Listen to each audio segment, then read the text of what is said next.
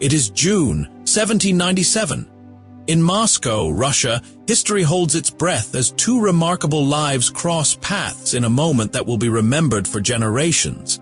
Alexey Bestuzhev-Ryumin of Russia and Jane Austen of England. Together, they shaped destinies, challenged traditions, and left behind stories of courage, ambition, and power. Let us begin with the first, Alexey Bestuzhev-Ryumin. Alexey Petrovich Bestuzhev-Ryumin was born on the 1st of June in the year 1693 in Moscow, within the Tsardom of Russia. He came from an old noble family of Novgorod descent. His father, Pyotr Mikhailovich Bestuzhev-Ryumin, served as governor of Novgorod and was a trusted confidant of Empress Anna Ionovna. His mother, Yevdokia Ivanovna Talazina, belonged to a respected Russian noble lineage. What set this boy from Moscow on the path to becoming one of the most influential diplomats of 18th century Europe? How did his early upbringing in a politically connected family prepare him for decades of navigating alliances, rivalries, and court intrigues? And what personal choices would shape his rise to the highest office in Russian diplomacy? Please watch my full video until the end, and don't forget to like, share, and subscribe. Please make sure to share it with your friends. Thank you. Now, let us dive into the full story. From an early age, Alexey was immersed in the culture and expectations of the Russian nobility. Surrounded by political conversation and exposed to the workings of court life, he developed an early interest in foreign affairs. His father's assignments, including his role as ambassador to the Duchy of Kurland, provided Alexey with both inspiration and opportunity. It was clear from the start that his path would lead far beyond Moscow, into the very heart of European diplomacy. After his formative years in Moscow, Alexey Bestuzhev-Ryumin's life took a decisive turn when his education moved beyond Russia's borders. Alongside his elder brother, Mikhail, he studied in Copenhagen and Berlin, two cities that exposed him to the political currents and cultural sophistication of Europe. His studies focused not only on languages, in which he excelled, but also on the applied sciences, giving him a well-rounded foundation that would prove invaluable in diplomacy. In 1712, Peter the Great assigned Alexey to accompany Prince Boris Kurakin to the Utrecht Congress. This was a critical moment for the young nobleman, as it allowed him to observe firsthand the delicate art of negotiation at a major international gathering. The following year, he was permitted to enter the service of the Elector of Hanover. When the Elector became King George I of Great Britain in 1714, Alexey traveled with him to London. Soon after, he was sent to St Petersburg as the king's accredited minister to announce his accession. This early link to the British court would shape much of Alexey's later political alignment. For 4 years, he remained in England, building relationships and absorbing the intricacies of British politics. These experiences were not merely academic. They laid the groundwork for the confident, strategic style that would later define his career. In these early assignments, Alexey learned that diplomacy was as much about reading intentions and anticipating moves as it was about formal treaties. Each connection he made abroad was a step toward his future as one of Russia's most skilled statesmen. Alexey Bestuzhev-Ryumin's service under Peter the Great marked a pivotal stage in his development as a diplomat. By 1712, he had already been entrusted with significant assignments, reflecting the Tsar's recognition of his potential. Working alongside Prince Boris Kurakin at the Utrecht Congress, Alexey observed the ways in which Peter sought to position Russia as a rising European power. These lessons would stay with him for life.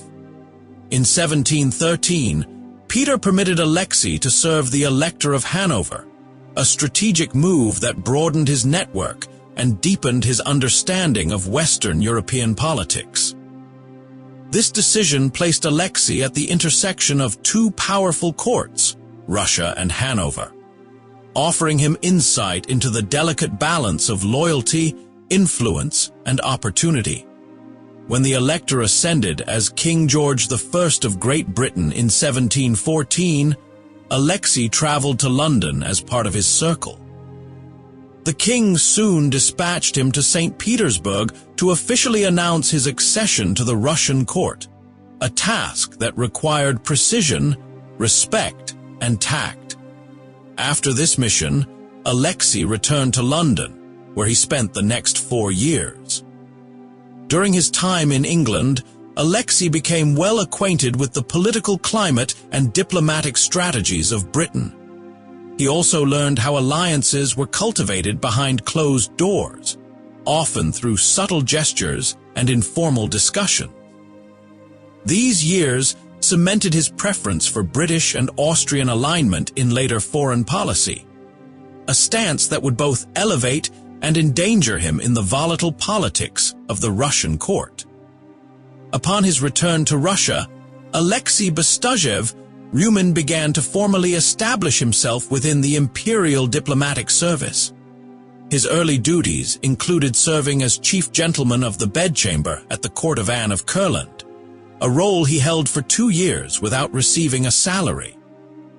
While modest in title, this position kept him close to the center of political life and allowed him to observe the dynamics between court factions.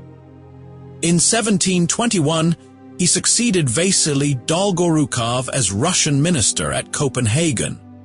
Denmark at that time was a focal point of diplomatic intrigue, with Great Britain seeking to unite northern powers against Peter the Great.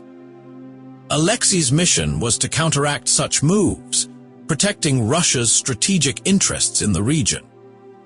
His skill in this posting became evident during the signing of the Treaty of Nystad in 1721, which brought an end to the 21-year Great Northern War between Russia and Sweden. To commemorate the treaty, Alexey designed and commissioned a medal inscribed in Latin.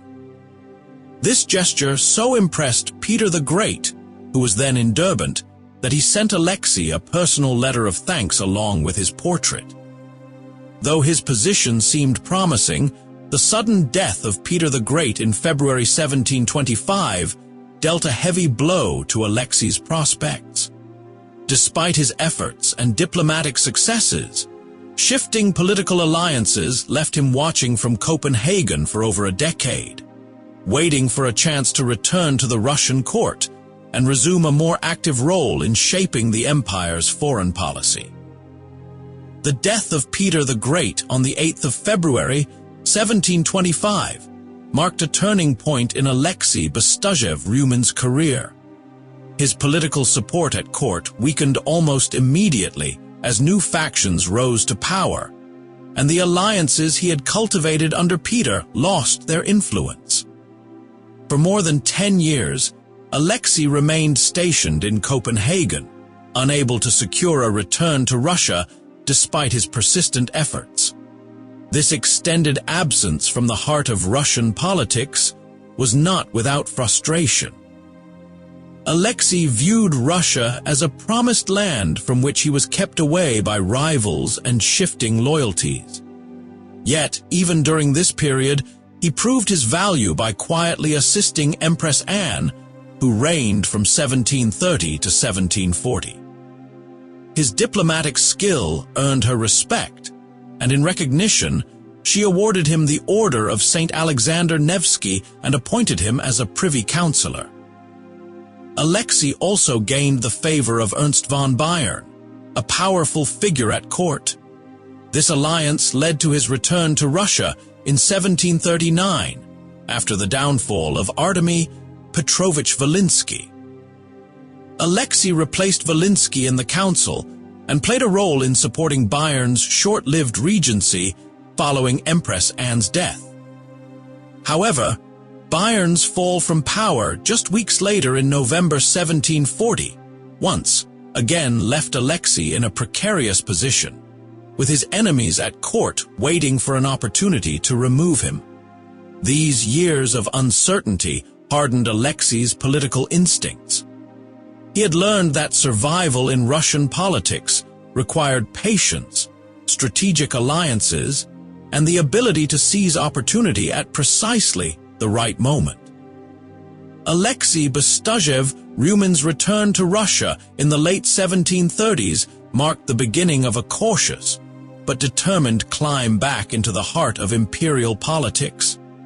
His re-entry was secured through the favor of Ernst von Bayern, the influential regent who trusted Alexei's diplomatic skill and political loyalty. Upon replacing the fallen Artemy Petrovich Volinsky in the council, Alexei once again found himself at the center of decision-making in the Russian Empire. During the final days of Empress Anne's reign, Alexei worked to support Bayern's regency, believing it would offer him stability and influence. However, Bayern's tenure collapsed within weeks of Anne's death in November 1740, leaving Alexei exposed to renewed rivalries. Despite this setback, he managed to hold his position, carefully avoiding direct confrontation with stronger factions while remaining useful in diplomatic matters. As Russia navigated the complex politics of succession, Alexei's measured approach allowed him to survive a period when many court officials were dismissed or exiled. His deep knowledge of foreign affairs, combined with a network of allies abroad, ensured that he was too valuable to discard completely. Although his influence was still limited, these years prepared Alexei for the significant opportunities that lay ahead. He was learning how to operate in a volatile environment, building alliances quietly, avoiding overreach, and waiting for the right moment to step forward. That moment would arrive sooner than expected, with the rise of a new monarch who would change the trajectory of his career. The turning point in Alexey Bestuzhev-Ryumin's career came with the accession of Empress Elizabeth on the 6th of December, 1741. Almost immediately after seizing the throne, Elizabeth summoned Alexei back to court, recognizing his diplomatic expertise and long-standing service to Russia. Within weeks, she appointed him Vice Chancellor, a position that placed him in direct control of foreign policy alongside the Chancellor. This promotion came at a time of exceptional difficulty for Russia's international standing. The empire was entangled in conflicts and faced competing pressures from powerful neighbors, including France, Prussia, Austria, and Great Britain. Alexei's appointment signaled Elizabeth's intent to rely on a seasoned strategist who could navigate these complex relationships. From the start, Alexei pursued a clear vision. He considered France a natural adversary to Russia due to their opposing interests in the Ottoman Empire, Poland, and Sweden. By contrast, he viewed Great Britain and Austria as natural allies, believing their cooperation could counterbalance French influence. This strategic alignment would become the foundation of his foreign policy in the years to come.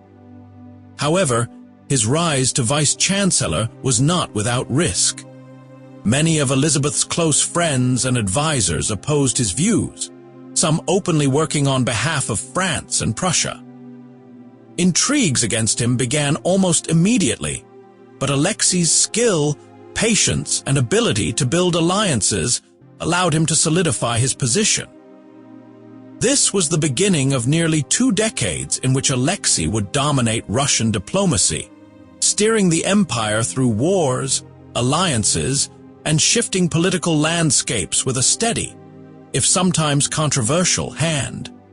As vice-chancellor, Alexey Bestuzhev-Ryumin began shaping Russian foreign policy with a firm and deliberate hand. He believed France posed a constant threat to Russia's strategic interests, particularly in the Ottoman Empire, Poland, and Sweden. In his view, French diplomacy worked tirelessly to weaken Russia's position in these regions, often through covert alliances and political influence. In response, Alexey forged stronger ties with Great Britain and Austria, whom he regarded as Russia's natural allies. He saw these relationships as essential to countering French ambition. His diplomatic vision also extended to resisting Prussia, whose aggressive King Frederick II was aligned with France and sought to expand Prussian influence in Europe. In December 1742, Alexey negotiated a defensive alliance between Russia and Great Britain, a move that solidified his pro-British orientation. He had already rejected French offers to mediate peace with Sweden in exchange for Russian territorial concessions. Instead, he pressed forward in the Russo-Swedish War with the aim of forcing Sweden into a position of weakness. This uncompromising stance, however, made him a target for powerful factions at court who favored closer ties with France or Prussia. Many of these opponents were well connected, and in some cases, directly funded by foreign governments. Despite this, Alexey's determination and strategic clarity allowed him to maintain his influence over Russian diplomacy. His policies during this period set the tone for Russia's alliances in the mid-18th century, a legacy that would shape the empire's role in European politics for years to come. The Russo-Swedish War of 1741 to 1743 became one of Alexey Bestuzhev-Ryumin's earliest major tests as vice-chancellor. Determined to secure a decisive advantage for Russia, he rejected French proposals to mediate peace that would have required territorial concessions. Instead, he pursued a strategy of military pressure, ensuring that Sweden faced defeat on the battlefield before coming to the negotiating table. By the end of 1742, Sweden was in a vulnerable position, and peace talks began. Alexey entered the negotiations for the Treaty of Abo in January 1743 with an ambitious goal. He wanted Sweden to cede the entirety of Finland to Russia, completing the work begun by Peter the Great. However, diplomatic realities soon complicated his plans. The French, seeking to protect their influence in the region, appealed directly to Empress Elizabeth's fondness for the House of Holstein. This intervention shifted the balance. Instead of losing all of Finland, Sweden agreed to accept Adolphus Frederick, Duke of Holstein, as its future king in exchange for the return of most of Finland, except for a strategic strip of territory up to the Kymmene River, which remained with Russia. Although the final terms fell short of Alexey's initial objectives, the treaty still represented a significant Russian gain. It reinforced the empire's influence in the north and demonstrated Alexey's skill in balancing hardline goals with the need for a pragmatic settlement. This episode also highlighted the constant challenge he faced, advancing Russia's interests while navigating the competing ambitions of other European powers. Alexey Bestuzhev-Ryumin's decisive rise came in the summer of 1744. After years of navigating court rivalries and foreign intrigues, he successfully exposed the dangerous plots of the French ambassador, Jacques Joachim Trotti, Marquis de la Chétardie, whose influence threatened Russia's political stability. On the 6th of June, Empress Elizabeth ordered Chétardie to leave Russia within 24 hours. This bold move cleared one of Alexey's most determined opponents from the political stage. Just 5 weeks later, on the 15th of July, he was elevated to the position of Grand Chancellor of the Russian Empire, the highest office in Russian diplomacy. His authority was further strengthened when Elizabeth of Holstein, another pro-Prussian influence at court, was expelled before the end of the year. With his rivals removed, Alexey enjoyed unprecedented control over Russian foreign policy. He pursued an ambitious program of alliances, reinforcing ties with Austria and Great Britain while negotiating agreements with Denmark and the Ottoman Empire. His leadership style combined strategic vision with a willingness to act decisively when necessary, traits that earned him both admiration and resentment. The consolidation of his power also meant an increase in opposition. Those who had lost influence under his leadership sought opportunities to undermine him, often aligning themselves with foreign powers hostile to his policies. Yet, during these years, Alexei stood at the height of his career, directing Russia's place in European politics with a confidence that made him one of the most influential statesmen of the 18th century. As Grand Chancellor, Alexey Bestuzhev-Ryumin worked tirelessly to shape a network of alliances that would secure Russia's position in the shifting balance of European power. His strategy centered on reinforcing ties with Austria and Great Britain, both of which he saw as essential to countering the ambitions of France and Prussia.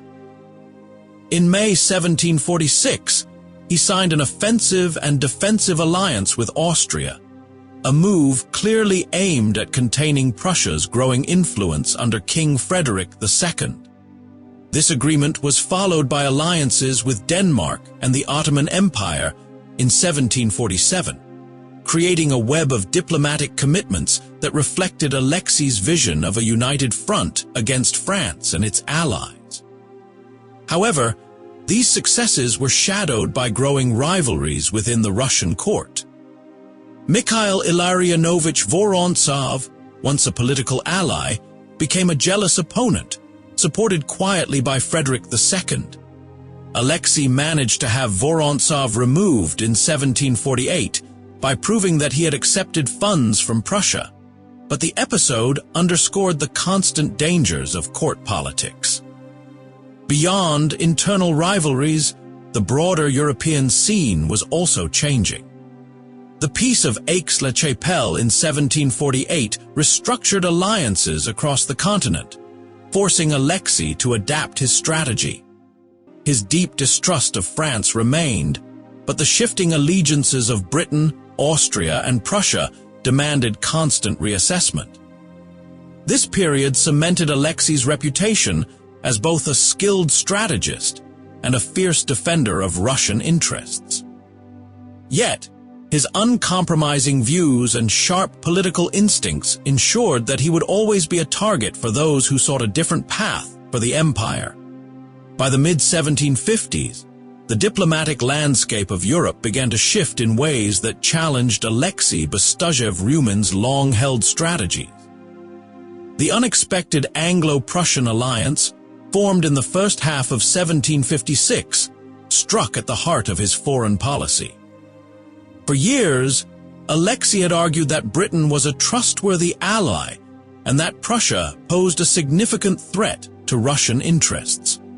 This sudden partnership between the two powers undermined his position and emboldened his political opponents.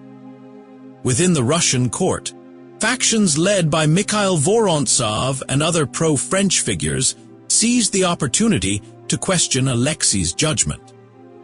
They argued that his pro-British stance was no longer viable and pressed for alignment with France and Austria against Prussia. Although Alexei reluctantly acknowledged the changing realities, his deep distrust of France made it difficult for him to fully embrace the new coalition. In an attempt to maintain influence, Alexei proposed the creation of a council of ministers to decide major policies collectively, hoping to curb factional power plays.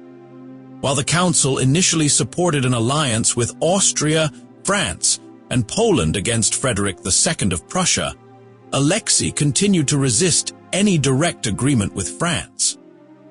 This resistance weakened his standing further, and the political tide began to turn against him. The combination of shifting alliances abroad and determined rivals at home marked the beginning of his gradual decline in influence. The man who had once shaped Russian diplomacy for nearly 2 decades now found himself navigating an increasingly hostile political environment, where every misstep could be used against him.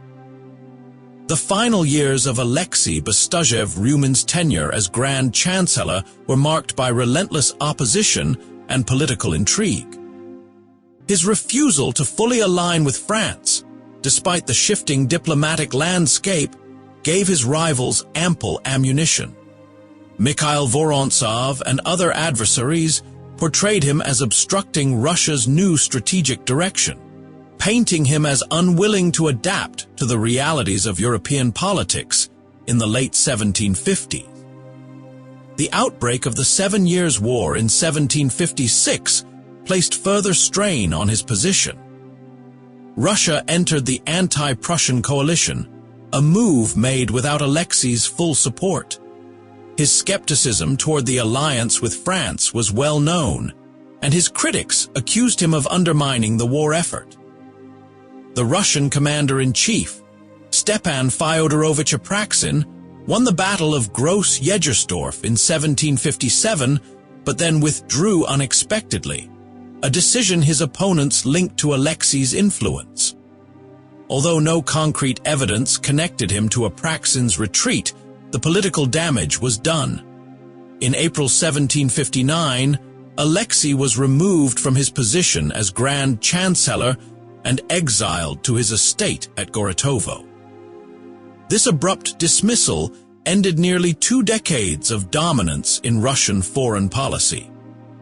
In exile, Alexei remained politically aware but refrained from overt action, knowing the risks of challenging his opponents from outside the court.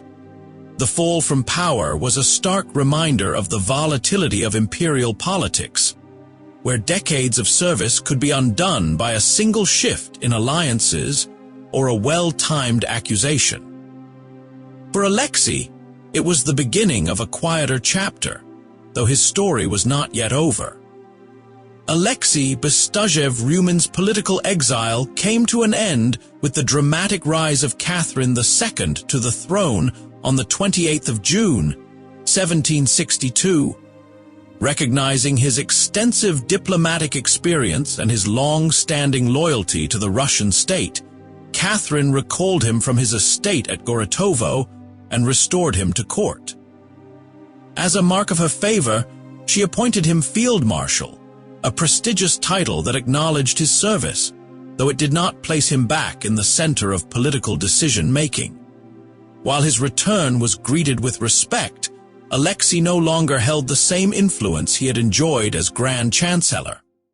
The political climate had shifted, and new figures dominated the court. Catherine valued his counsel on certain matters, but his role was largely advisory and ceremonial rather than executive. In these later years, Alexei chose not to engage deeply in the rivalries that still defined court politics. Perhaps mindful of the intrigues that had led to his dismissal, he maintained a more measured presence, offering insight when called upon, but avoiding the factional disputes that could easily ensnare him again. Despite his reduced role, Alexei's reputation as one of Russia's most skilled 18th-century diplomats endured. His decades of service, his mastery of foreign policy, and his ability to navigate the complex web of European alliances left an imprint that even his political enemies could not deny. These final years provided him with the stability and dignity that had often eluded him during the height of his political battles. Alexey Bestuzhev-Ryumin's long and eventful life came to a close on the 21st of April, 1766, in St Petersburg, within the Russian Empire. He was 72 years old. His passing marked the end of a career that had spanned decades of turbulent politics, shifting alliances, and some of the most significant diplomatic maneuverings of 18th-century Europe. His death was noted in both domestic and foreign courts, with diplomats and chroniclers alike acknowledging the influence he had wielded, whether in admiration or in wary respect. Even in death, his legacy was the subject of debate. Supporters remembered him as a master strategist who had safeguarded Russia's interests against formidable adversaries such as France and Prussia. They credited him with strengthening ties to Austria and Great Britain, securing Russia's place among Europe's great powers and guiding the empire through wars and complex treaty negotiations. Admirers also praised his ability to read the motives of foreign courts with remarkable precision, a skill that allowed him to anticipate threats before they became crises. His detractors, however, argued that his unyielding positions, especially his deep distrust of France, limited Russia's flexibility in a rapidly changing diplomatic landscape. Some claimed his political downfall was inevitable, the product of a personality unwilling to compromise when compromise might have preserved his influence. Others saw in his career a cautionary tale of how personal rivalries, when combined with court intrigue, could dismantle even the most carefully built political standing. Regardless of these differing views, Alexei's impact on Russian diplomacy is undeniable. He served under multiple rulers, navigated countless court intrigues, and shaped foreign policy during an era when the balance of power in Europe was constantly in flux. His tenure as Grand Chancellor remains one of the most studied periods in Russian diplomatic history. His career stands as both a testament to the possibilities of skillful diplomacy and a reminder of the fragility of political power in the imperial court.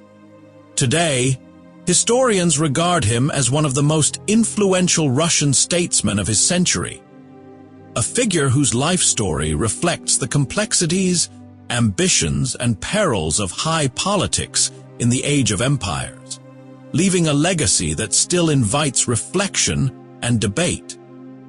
Let us now turn to another remarkable figure of royal descent. Jane Austen of England was born on the 16th of December in the year 1775 in the village of Steventon, Hampshire, in the Kingdom of Great Britain. How did this quiet clergyman's daughter grow into one of the most beloved novelists in the English language? What shaped her keen eye for social manners and her subtle humor?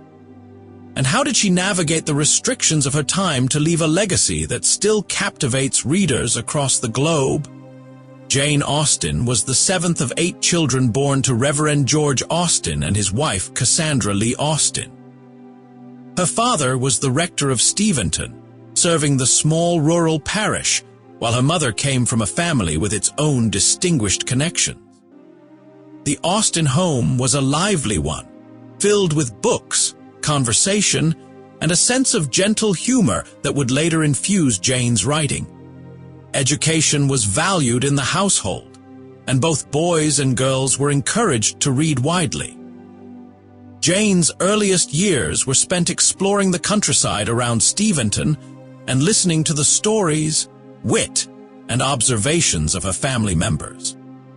The warmth and intelligence of her home life provided a strong foundation for her imagination, even in an age when opportunities for women to publish were limited. These formative experiences not only shaped her character, but also planted the seeds of the sharp social insight and enduring themes that would define her novels. Jane Austen's early education was a mixture of formal schooling and home instruction, shaped by the limited opportunities available to girls in the late 18th century. At the age of 7, she and her sister Cassandra briefly attended boarding school in Oxford, but an outbreak of typhus forced their early return home. A short time later, they attended the Abbey School in Reading, where they learned basic subjects such as spelling, French, and needlework. However, most of Jane's true learning took place at home under the guidance of her father and older brothers. Reverend George Austen had an extensive personal library, and he encouraged all his children to explore it freely. Jane eagerly read literature, history, and poetry, developing a love for the works of authors like Samuel Richardson, Henry Fielding, and Frances Burney. She also enjoyed plays and often took part in family theatricals, where her wit and creativity began to emerge. Writing became a natural extension of her reading, and she started crafting short stories, poems, and parodies for the amusement of her family. These early pieces, later known as her juvenilia, displayed a lively sense of humor and a keen understanding of human behavior far beyond her years. Through these formative experiences, Jane not only honed her language skills, but also began developing the sharp observational style that would make her novels so distinctive. Her childhood reading and early experiments with writing built the foundation for a literary voice that, even at a young age, was already uniquely her own. During her teenage years, Jane Austen's creative output flourished. By the age of 11, she was filling notebooks with stories, plays, and humorous sketches written to entertain her family. These works, later grouped together as her juvenilia, revealed her sharp wit, love of satire, and growing skill in storytelling. She often exaggerated characters' flaws for comic effect, a technique she would refine in her mature novels. Her early writings included parodies of popular romance and adventure tales, showing that even at a young age she was aware of and willing to poke fun at the literary trends of her time. Jane's close relationship with her sister Cassandra played an important role in her writing life.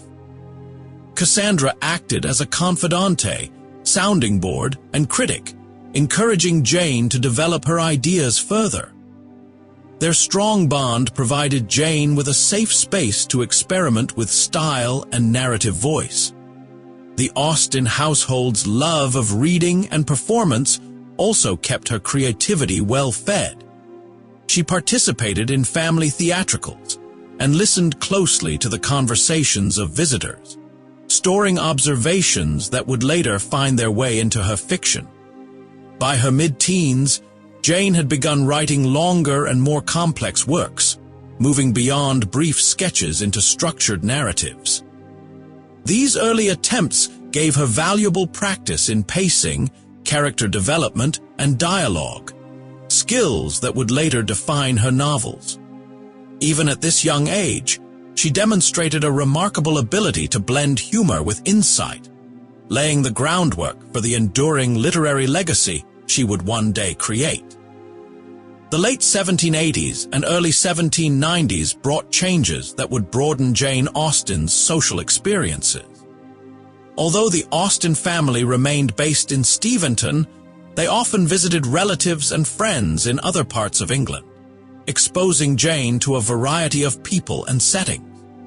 Such visits offered her glimpses into the manners, fashions, and conversational styles of different social circles, observations that would later enrich her writing. Jane's family connections extended to more affluent relatives, such as the Lee Perrots in Bath, whose refined lifestyle contrasted with the simpler life in rural Hampshire. Through these visits, Jane observed the social rituals of polite society, balls, card parties, and dinners, which became recurring scenes in her novels. She was particularly attentive to the ways people navigated issues of wealth, class, and marriage, themes she would later explore with keen insight. In addition to travel, the Austen home was a lively hub for visiting clergy, neighbors, and extended family. Jane listened intently to the conversations around her, noting both the warmth and the subtle tensions that could exist in such gatherings. These interactions offered her an informal education in human behavior, sharpening her understanding of personality and relationships. By her late teens, Jane had gathered a rich store of experiences and impressions from these social encounters. They not only deepened her awareness of the world beyond Steventon, but also strengthened her ability to portray the intricate dance of manners, emotions, and ambitions that defined the society of her time. By her mid-teens, Jane Austen began producing works that showed a clear step forward from her earlier playful sketches. These writings, often referred to as her juvenilia, were compiled into 3 bound notebooks, now known as Volume the First, Volume the Second, and Volume the Third. They contained short stories, satirical pieces, and novella-length works that revealed her growing command of dialogue, structure, and wit. Many of these youthful pieces parodied the sentimental and Gothic novels popular at the time. Jane exaggerated the flaws of overly dramatic characters, highlighting the absurdities of excessive emotion and improbable plots. Titles such as Love and Friendship and The History of England not only demonstrated her sharp humor, but also hinted at the themes she would refine in her mature novels: social observation, irony, and moral insight. Her family encouraged this creativity, with siblings and close friends often reading her work aloud and providing enthusiastic feedback. These private performances helped Jane sharpen her timing for comedic and dramatic effect. The informal audience at home provided a safe space for experimentation, allowing her to take creative risks without fear of public criticism. Through her juvenilia, Jane Austen established the foundation for her lifelong literary voice.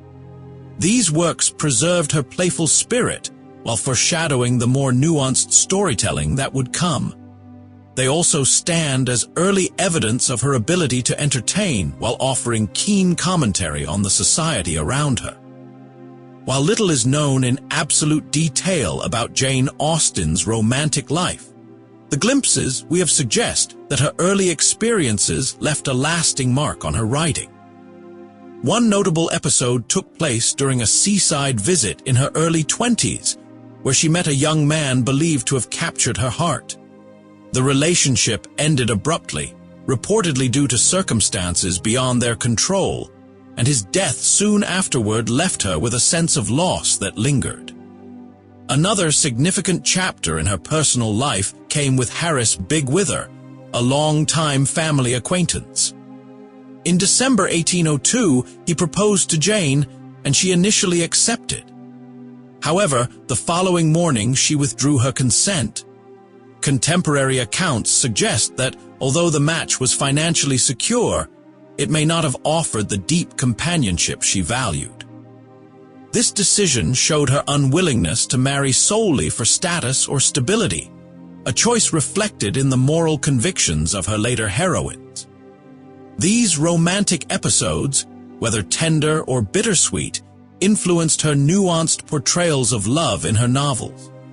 They taught her that genuine affection required more than social convenience, and that personal happiness should not be sacrificed to societal pressure. Characters like Elizabeth Bennet and Anne Elliot carry echoes of these beliefs, balancing reason, emotion, and moral integrity. Although Jane Austen never married, her works display a profound understanding of relationships, both their joys and their disappointments.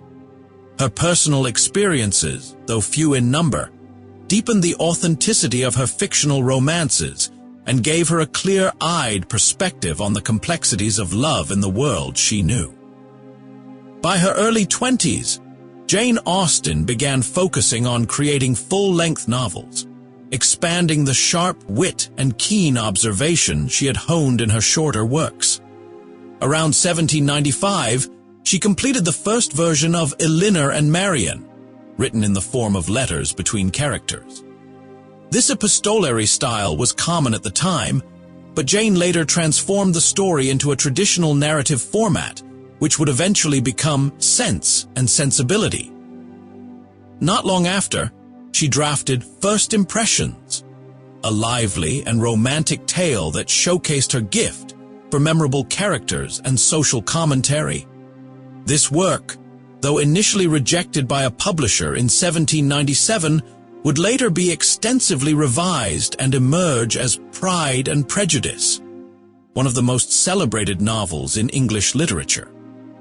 She also began work on Susan, a satire of popular Gothic fiction, set in the imaginative world of a young heroine enamored with dramatic novels. Susan would later be published posthumously as Northanger Abbey. These early manuscripts demonstrate Austen's growing command over structure, dialogue, and pacing, as well as her ability to blend humor with pointed social critique. By the turn of the 19th century, Jane Austen had already laid the foundation for the themes and styles that would define her literary career. Her early full-length works revealed a rare ability to balance engaging storytelling with subtle moral insights, establishing her as a distinctive voice ready to challenge the conventions of her time. Despite her growing skill and the quality of her manuscripts, Jane Austen faced a series of obstacles in getting her novels into print. In 1797, she submitted First Impressions to a London publisher, only to have it declined without even being read in full. This early disappointment did not deter her, but it revealed the challenges a woman writer faced in a male-dominated literary market. In the early 1800s, her brother Henry helped her negotiate with publishers, but progress remained slow. One notable setback occurred in 1803 when Susan, later known as Northanger Abbey, was sold to a publisher for a small sum. The manuscript, however, was never published, and Austen was unable to reclaim it for years. During this time, she continued to write and revise, often in the quiet of her family's home. Yet without influential literary connections or a willingness to self-fund the publication, her works remained unseen by the wider public. The rejection and neglect could have easily ended her career, but Austen's determination kept her writing alive. These years of struggle also sharpened her awareness of the publishing industry's limitations and shaped her cautious, strategic approach to future opportunities. While her talent was evident in private circles, the world would have to wait before her stories, filled with wit, romance, and keen social observation, finally reached the hands of readers. Jane Austen's fortunes began to change in 1811 with the publication of Sense and Sensibility. Published anonymously, as was customary for many women authors of the time, the title page simply read, "By a Lady." The novel was brought to print through the support and business skill of her brother Henry, who arranged for it to be released by the London publisher Thomas Egerton. Sense and Sensibility quickly drew positive attention from both readers and critics. Its lively dialogue, believable characters, and satirical take on courtship and society set it apart from other novels of the period. The works focus on the Dashwood sisters, Eleanor's composure and Marian's passion, offered a balanced exploration of reason and emotion, a theme that resonated strongly with the audience of the day. Financially, the novel was modestly successful, earning Austen a profit of about £140 after costs were covered. While far from a fortune, this was a significant sum for a first-time author without independent wealth. More importantly, it validated her perseverance after years of rejection. The book's reception also gave Austen the confidence to push forward with her other manuscripts. She began revising earlier works, recognizing that the publishing world was now more open to her voice. With her first public success secured, Austen had taken a decisive step toward establishing herself as one of England's most promising novelists. This breakthrough marked the start of the most productive phase of her literary career. In January 1813, Jane Austen saw the release of what would become her most famous work, Pride and Prejudice.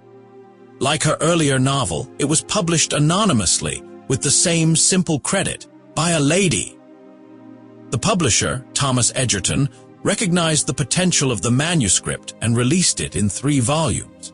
The book was an immediate success, selling well and drawing enthusiastic reviews from critics. Originally written years earlier under the title First Impressions, the novel had undergone significant revisions before reaching print. The wit, charm, and sharp social commentary woven into the love story of Elizabeth Bennet and Mr. Darcy captivated readers. Many praised Austen's ability to portray the manners, morals, and marriage market of the English gentry with both humor and accuracy. The popularity of Pride and Prejudice quickly surpassed that of Sense and Sensibility. The work brought Austen not only increased earnings, but also a growing literary reputation. Admirers ranged from everyday readers to members of high society, and even the Prince Regent kept a copy in his library. Despite its success, Austen maintained her preference for privacy, avoiding public appearances and keeping her authorship known only to family and close friends. Still, the triumph of Pride and Prejudice confirmed her place among England's leading novelists of the time, setting the stage for further accomplishments. This period marked the peak of her early fame and established the foundation of a legacy that would endure for centuries. Following the triumph of Pride and Prejudice, Jane Austen focused on producing more novels that combined moral depth with social observation. In 1814, she published Mansfield Park, a story centered on Fanny Price, a poor young girl raised among wealthier relatives. The novel examined themes of morality, class, and family duty, and while critics were divided, it sold extremely well, earning Austen more than any of her previous works at the time. The next year, in December 1815, Emma was released. This novel followed the life of Emma Woodhouse, a wealthy and independent young woman whose misguided matchmaking efforts lead to misunderstandings and personal growth. Although Austen herself admitted that she had created a heroine whom no one but myself will much like. The novel was praised for its humor, clever plotting, and nuanced character development. Emma also marked a unique moment in Austen's career, as it was dedicated to the Prince Regent, despite her personal dislike of him. The dedication was not optional. Her publisher informed her it was expected due to the prince's expressed admiration for her work. Both novels reflected Austen's growing mastery of character-driven storytelling and her ability to weave moral lessons into engaging narratives. By this point, her reputation as one of England's most insightful novelists was firmly established, and her readership extended across various levels of society. These works solidified her status and ensured her stories would continue to resonate with audiences far beyond her lifetime. In the final years of her life, Jane Austen's health began to waver, yet her creative energy remained strong. During this period, she completed Persuasion, a novel telling the story of Anne Elliot, a woman who gets a second chance at love after years of regret. Written in a more reflective and mature tone than her earlier works, Persuasion revealed Austen's growing interest in themes of endurance, change, and reconciliation. Many later critics would regard it as her most emotionally resonant novel. At the same time, Northanger Abbey, one of Austen's earliest completed novels, was finally prepared for publication. A playful satire of the Gothic novel craze of the late 18th century, it followed Catherine Morland, a young heroine whose vivid imagination often leads her astray. While lighthearted in tone, the novel also offered sharp commentary on reading habits, female education, and the line between fantasy and reality. Both Persuasion and Northanger Abbey were published together in December 1817, just months after Austen's passing. Her brother Henry wrote a touching biographical notice to accompany them, publicly naming her as the author for the first time. Even in declining health, Austen had begun another work, later titled Sanditon, but she was unable to finish it. These final years marked by both literary accomplishment and physical struggle, underscored her unwavering dedication to her craft. Her last completed novels would stand as a testament to her insight into the human heart and the enduring charm of her storytelling. By early 1816, Jane Austen's health began to show troubling signs of decline. She experienced fatigue, weakness, and persistent pain, though she continued to write with determination. Scholars today believe she may have suffered from Addison's disease or possibly Hodgkin's lymphoma, conditions not well understood at the time. Despite her illness, she pushed forward with her work, unwilling to let her condition silence her creative voice. During this period, Austen began a new novel, later given the title Sanditon. The story followed the lives and ambitions of characters in a developing seaside resort, exploring themes of change, social mobility, and modernity. Its fresh tone and new setting suggested that Austen was entering a different creative phase, one that might have expanded her literary range. However, as her health worsened, she could only complete 11 chapters before setting it aside. Her letters from this time reveal both courage and a sense of humor in the face of suffering.